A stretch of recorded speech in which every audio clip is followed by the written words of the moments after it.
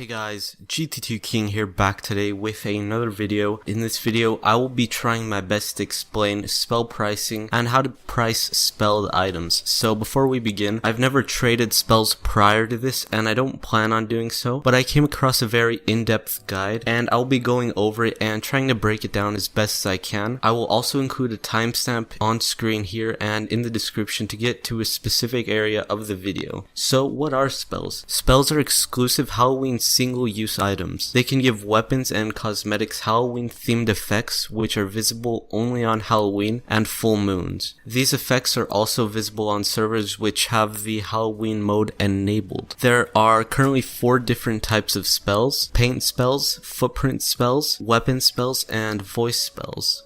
Footprint spells are the most expensive of the 4. They are considered the best spells, probably due to the fact that they are the most visible. So whenever you apply these spells to a cosmetic, it leaves a sort of trace of footprints that follow the player wearing the cosmetic. Similar to unusuals, there's like different tiers of footprint spells, so let's just break them down into 2 different categories: the low to mid tier spells and the high to god tier spells. The low tier ones go by the name of Violent Violet Footprints and Corpse Gray Footprints. The mid tier ones go by the name of Bruised Purple Footprints and Team Spirit Footprints. The pricing for most spelled items isn't a stable one, so all prices here are estimates provided by the guide. For the low to mid tier spells, we'll break them down into 5 different cosmetic categories. For ugly hats, such as the hard counter, the low to mid tier spells can add around 2 to 3 keys to the original value of the cosmetic.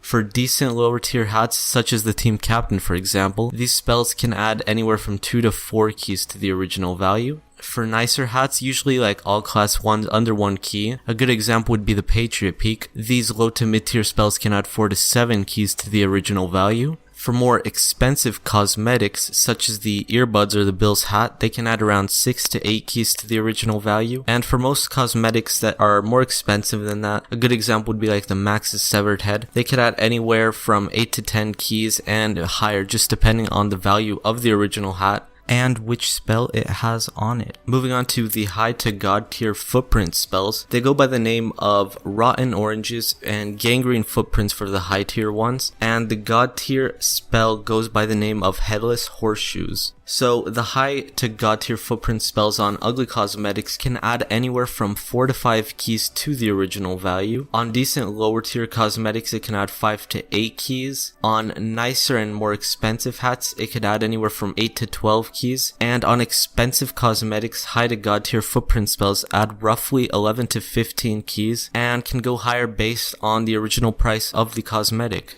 Moving on to paint spells. Paint spells are spells that function like paints with only 2 differences. One being is that they're only visible when a server is in Halloween mode, and the other difference being that the color changes completely with regular paints, whereas from a paint spell the color changes only slightly. For example, it can go from dark green to light green, then just back to dark green. These spells work on any hat that is paintable, but if the paint is already applied to the hat on Halloween mode, the paint is no longer visible and just the spell becomes visible. The low tier spells are Sinister Staining and Dye Job, whereas the mid tier one is Putrescent Pigmentation. The high tier one goes by Chromatic Corruption, and the god tier one is Spectral Spectrum. Paint spells aren't actually worth that much because no one really pays extra for them, but according to the guide, 1 to 5 keys is the range for all cosmetics. Again, this is just a range, so it can be lower or higher depending on the paint / cosmetic.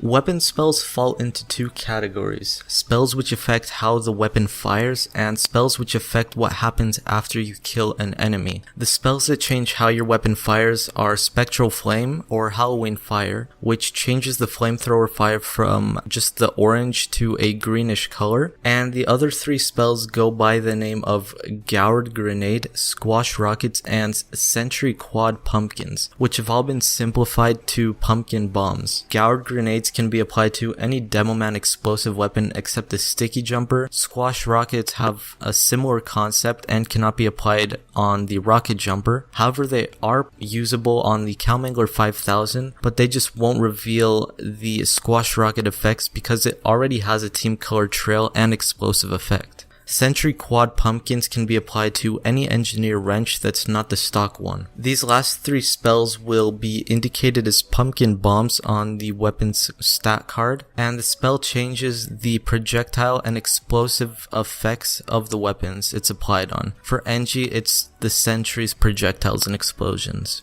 These spells usually add 1 to 2 keys to the weapon's original value. The second spell category is spells that change what happens after you kill an enemy, and this category only has 1 spell, which is Exorcism. When applied to a weapon, any kills with that weapon will cause a team-colored ghost particle effect to rise from the corpse of the victim. This spell is pretty cheap and only adds around 0.2 to 1 keys to the weapon's original value.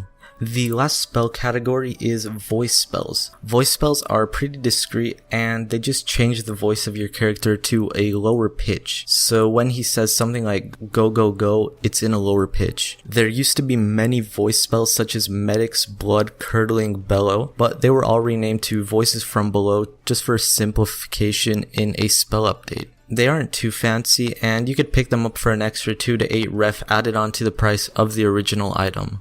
So that's basically it in terms of explaining each spell and pricing items with a spell. Now let's explain why spells are so expensive. Spell prices varied from 1 scrap to 20 keys in the 2014 Scream Fortress event, where spells were really low in price because they were tradable, they dropped regularly, and the supply was massive. When the Halloween event was over, spells disappeared from your inventory as soon as you opened the game. The only way to save your spells was to transfer them to an alt account and never open the game. This lowered the supply of spells, however the demand stayed the same, increasing the price. During the 2015 event, everybody expected spells to drop again, but they didn't. So the only way to have a spell was to have an alt account which had spells from the year before. This caused the price of spells to skyrocket. Once they became untradeable in 2015, it was clear Valve had discontinued them, so the only way to have spells is to buy spelled items. This just really increased the price of spelled items tremendously. Spells that haven't been applied and are probably sitting in an inventory have these as their last known price estimates. So if you're having trouble pricing a spelled item, add 1/4 of the price of the spell listed here to the original hat. Now again, this is just a guess and none of these values are certain, so just take this with a grain of salt. If you are looking to buy spelled items or just trade them in general, the best way I've seen is through scrap.tf auctions. I made a video explaining it, so if you would like to see it, I'll have a link in the description below. You can also find them by doing an advanced search on backpack.tf and TF2 Outpost. Before I finish this video, I want to give a big thanks to everyone that helped and wrote the guide. Some information was also provided by the TF2 wiki, so I knew nothing about this, and hopefully I did a good job of explaining it to you guys. I hope you all have a great day and happy trading.